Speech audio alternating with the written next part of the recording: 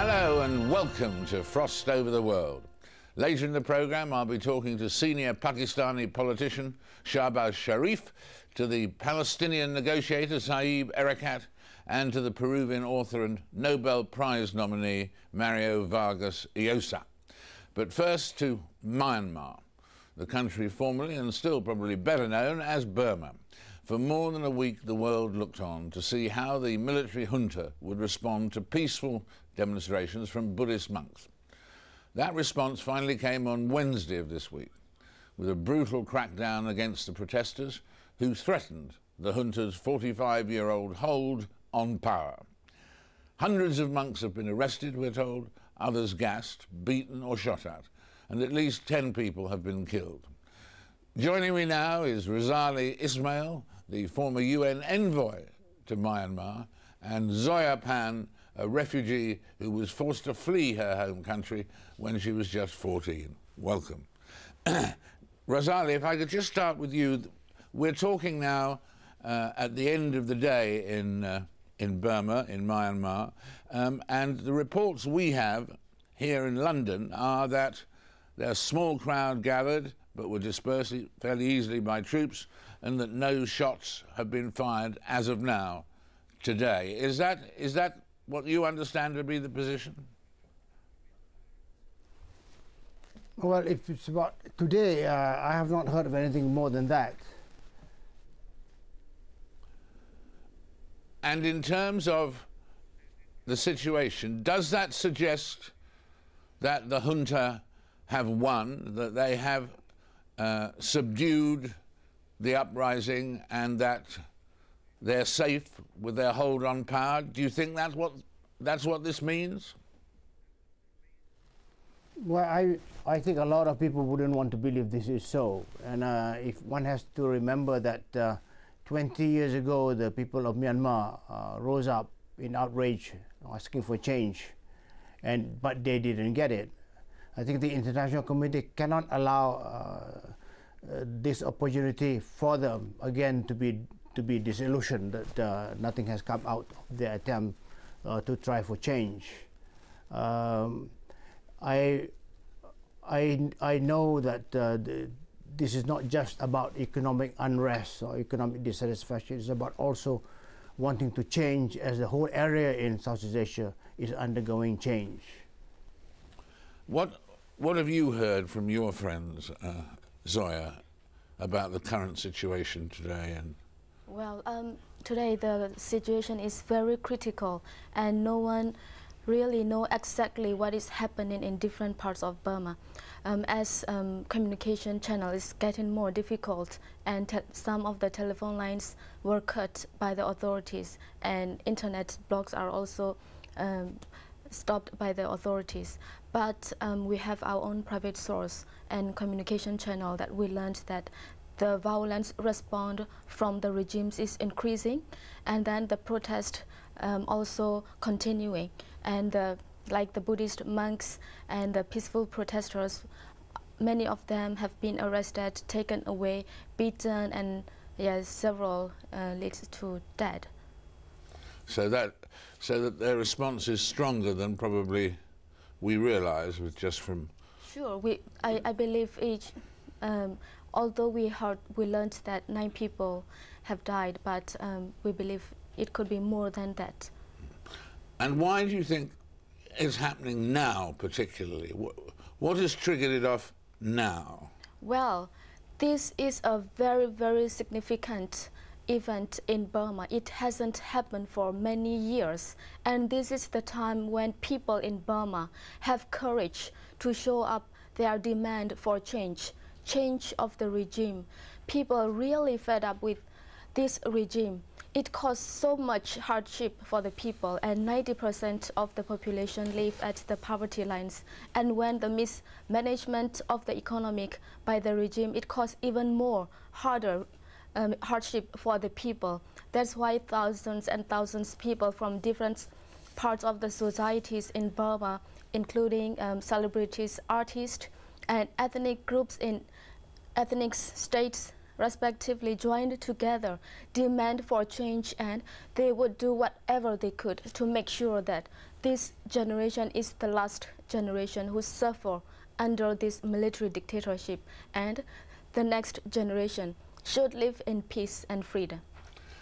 Razali, why do you think that this revolution, or this attempted revolution, has happened now, in the light of what Zoya was saying? I mean, are things worse this year than last year, or what? I think what Zoya says is correct. Increasingly, life has been very difficult for the people of Myanmar. And they see that their neighbors are doing well. Their neighbors have been able to develop to the maximum their potential. Myanmar has every right to do the same.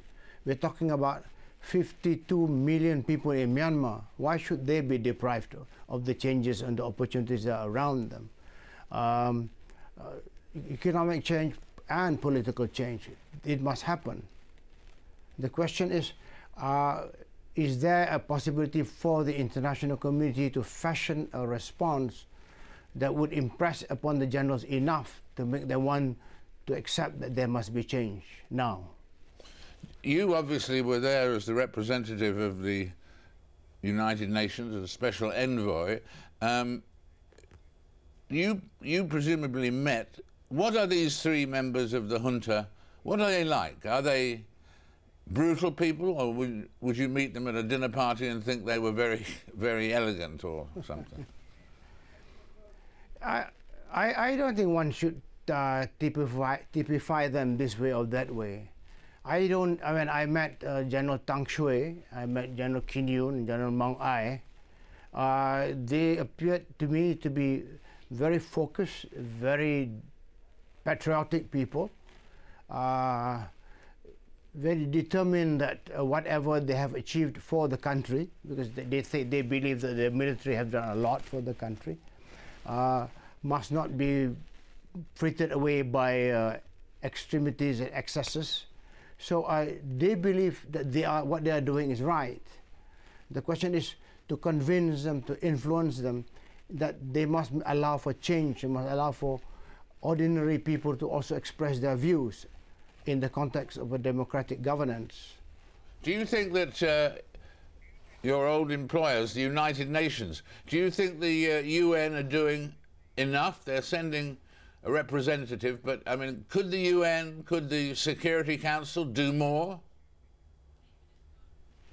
I think the Myanmar government, the Myanmar regime, takes very seriously whatever happens at the Security Council.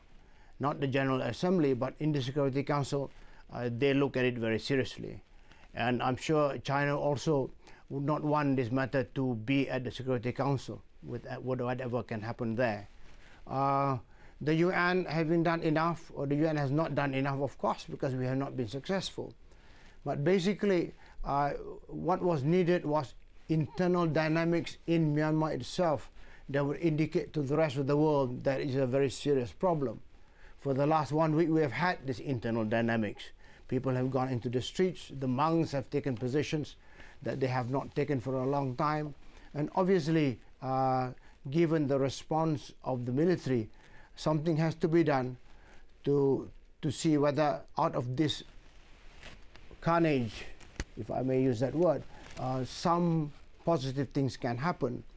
I believe that one could still be realistic enough to expect the representative of the UN, Mr. Gambari, to go now to Myanmar and impress upon the generals that they have to allow for proper change.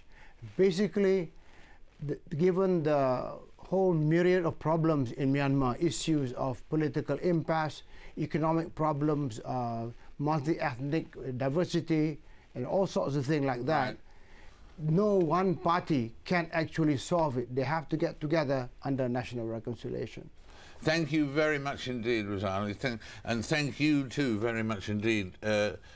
We hope that this saga will have a happy ending, Zoya, don't we? But we will see. Well, to have a happy ending, what we need to see is the UN Security Council to pass a binding resolution to set up a deadline and then force the regime to enter into political dialogue with ethnic nationalities, oppositions, and have a genuine national reconciliation in Burma. The only way to have change in Burma is to force the regime. Thank you very much indeed. Thank you both very much indeed, looking at that tense situation in Burma, in Myanmar. In a minute, as Pakistan gears up for a presidential election suddenly next week, I'll be joined by the former Chief Minister of Punjab, senior opposition figure, brother of Nawaz Sharif, Shahbaz Sharif. That's after this short break.